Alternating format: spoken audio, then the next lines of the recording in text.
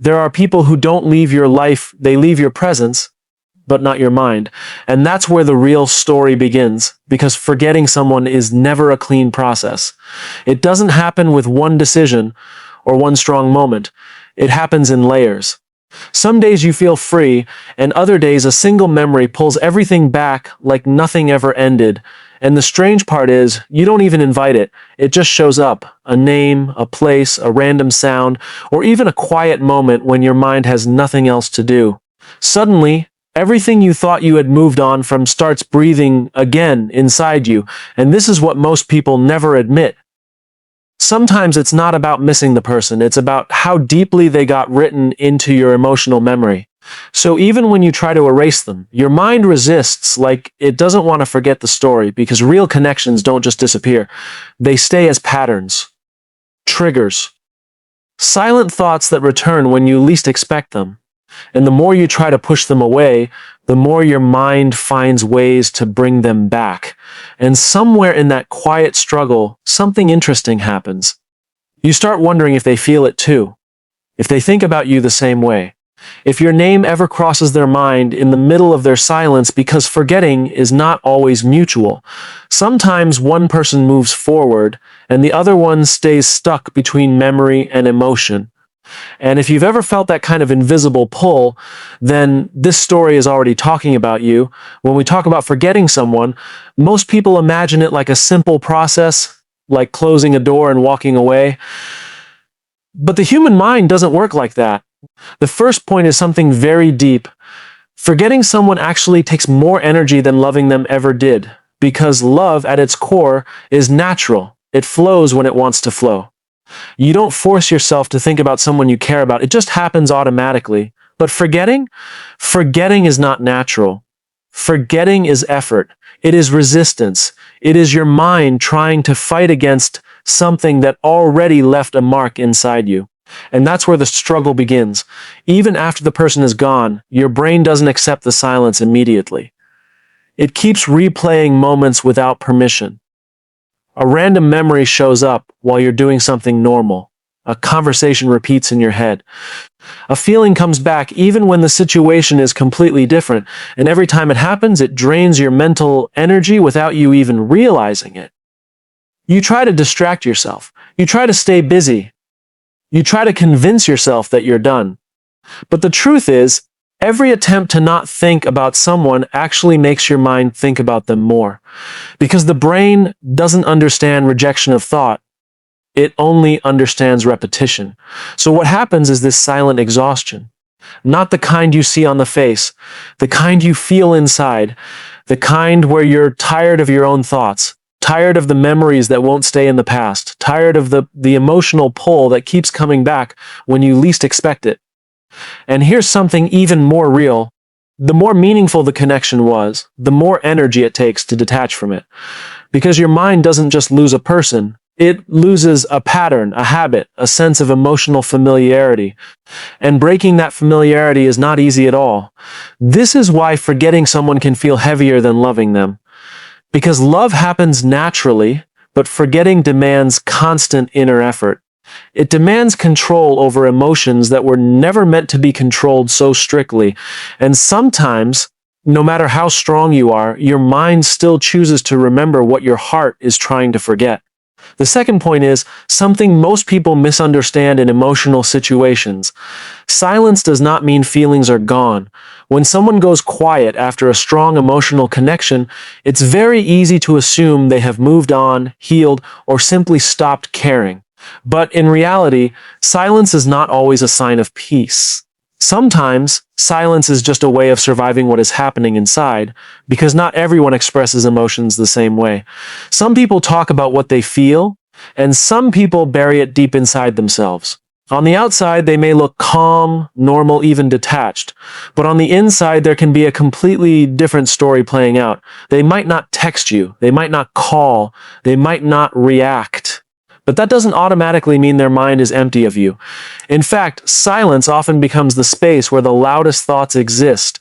At night, when everything slows down, the mind has no distractions left, no conversations, no noise, just thoughts. And in that quiet space, memories start to speak louder. Things they never said out loud start replaying in their head. Moments they ignored during the day come back at full strength at night. This is why silence can be misleading, because people assume no contact means no feeling. But emotional attachment doesn't switch off just because communication stops. Feelings don't always follow actions immediately. Sometimes they continue living quietly even after everything else has ended. And there is another layer to this. Some people choose silence on purpose, not because they don't feel anything, but because they feel too much. Talking might make things harder. Reaching out might reopen emotions they are trying to control. So instead, they stay silent and carry everything internally. But carrying emotions in silence is not easy. It creates a kind of internal pressure, a constant balancing act between what they feel and what they are trying to hide. And over time, that emotional weight doesn't disappear, it just becomes hidden deeper. This is why you can never fully judge someone's feelings based only on what they show. Because what you see is often just the surface. And underneath that surface, there can still be thoughts of you, memories of you, and emotions they haven't fully processed yet. So silence is not always the end of something. Sometimes silence is just a different way of holding on without saying it out loud. The third point is something very powerful and very misunderstood. The more someone tries to forget you, the stronger your memory becomes in their mind. At first, it sounds strange.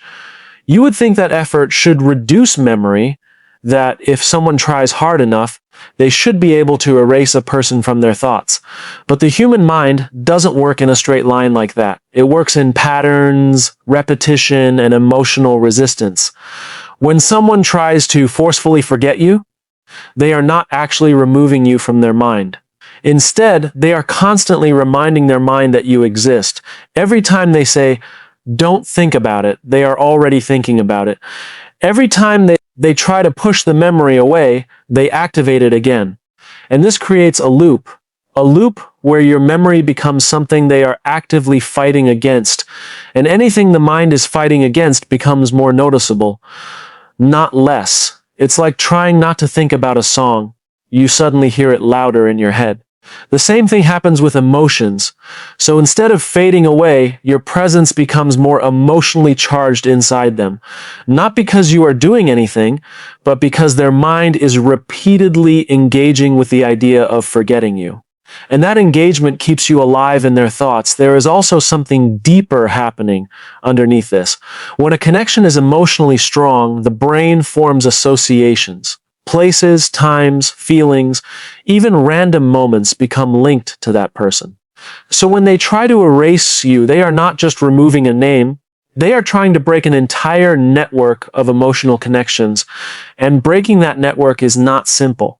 Because every time something reminds them of you, even slightly, it restarts the process. A smell, a song, a time of day, a random thought, anything can bring you back into focus. This is why forgetting is not linear.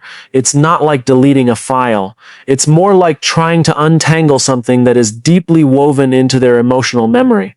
And the more they struggle, the more attention they give it. And attention is what keeps memory alive. So in a strange way, the attempt to forget someone can sometimes do the opposite. It keeps the person mentally active, not because of love alone, but because of the effort being used to remove them. And that's the real paradox of human emotion. Sometimes what we try hardest to remove is what stays the longest. The fourth point goes even deeper into how human emotions actually work. Emotional attachment leaves invisible triggers that can bring someone back into your mind without warning. These triggers are not logical, they are not planned, and most importantly, they are not under conscious control. They exist quietly in the background of the brain, waiting for the right moment to activate a memory that someone thought they had already moved past. And this is where it becomes really interesting. Because a person may think they are fine. They may believe they are over it. They may even convince themselves that the chapter is closed. But then something small happens, and suddenly everything comes back. Not fully at first, just in fragments. A feeling, a face, a moment. And then slowly, The rest follows. It can be something as simple as a specific song playing at the wrong time, or a place they pass without thinking, or even a certain time of day when the mind naturally becomes quieter. These small things act like switches inside the emotional memory system. And once that switch is flipped, the memory is no longer just a memory. It becomes a feeling again. This is because emotional attachment is not stored in one place in the brain. It is scattered across experiences. So when someone connects deeply with another person, the brain stores that connection in multiple layers: sound, time, emotion, routine, even silence. That is why forgetting someone completely is rarely a straight process. You don't just remember the person. You remember the version of yourself that existed with that person. And that's what makes triggers so powerful. They don't just bring back the other person. They bring back a whole emotional state, a version of life that felt different, sometimes better, sometimes intense, sometimes unfinished. And the strange part is, these triggers don't ask for permission. They don't care about timing. They just appear. And when they do, the mind has no choice but to respond. This is why someone can be perfectly okay in one moment and suddenly lost in thought the next. Not because they want to go back, but because something inside them got activated without warning. And over time, these triggers create a pattern. The mind starts recognizing what brings memories back, but even then, it cannot fully control them. It can only learn to expect them, so emotional attachment doesn't disappear easily. It hides inside everyday life, waiting for small moments to reopen what once felt closed. And that is why forgetting someone is not just about time, it's about learning to live with the quiet triggers that never fully stop existing. The fifth point is the one most people feel but struggle to accept. What is real emotionally never disappears quickly. It only changes its form. When a connection is genuine, it doesn't behave like something temporary. It doesn't just switch off when circumstances change or when distance comes in. Instead, it settles into the emotional system of a person and becomes part of how they feel, think, and even react to life for a while. And this is where confusion begins. Because people expect endings to feel clean. They expect that once something is over, it should feel like it never existed. But emotional reality doesn't work like that. A real connection leaves traces behind. Not always visible, but always present in some form. At first, those traces feel strong, memories feel fresh, emotions feel heavy, and the mind keeps returning to what was familiar. But over time, something interesting happens. It doesn't completely vanish. It transforms. Instead of active thoughts, it becomes background memory. Instead of constant emotions, it becomes occasional feelings. Instead of daily presence, it becomes silent awareness. The person may not think about it every hour, but they don't fully erase it either. And that is the truth most people miss. Absence doesn't always mean deletion. Sometimes it just means relocation in the mind. A real emotional bond also affects how someone sees future connections. Even if they move forward, a part of their emotional reference system still carries the imprint of what they experienced before. It becomes a comparison point, even if they don't consciously realize it. This is why certain memories never feel completely gone. They just become quieter with time. They stop demanding attention, but they still exist in the background of emotional memory. And sometimes something small brings it all back for a moment. Not to restart it, but to remind the person that it was real. Because what is real doesn't need constant presence to exist. It only needs impact. And once something has made an emotional impact, it becomes part of a person's internal story. Even if they grow, even if they heal, even if they move forward, that part of them remains unchanged in history. Not active, but stored. And this is where acceptance becomes important, because trying to forcefully erase something real often creates more emotional resistance.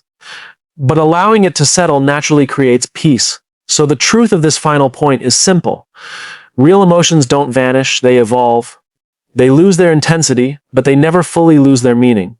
And sometimes, the deepest connections are not the ones that stay loud forever, but the ones that quietly become part of who someone is. And now, after everything you've understood, one thing becomes very clear.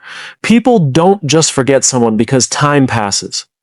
They forget in layers, slowly, quietly, and sometimes not completely at all.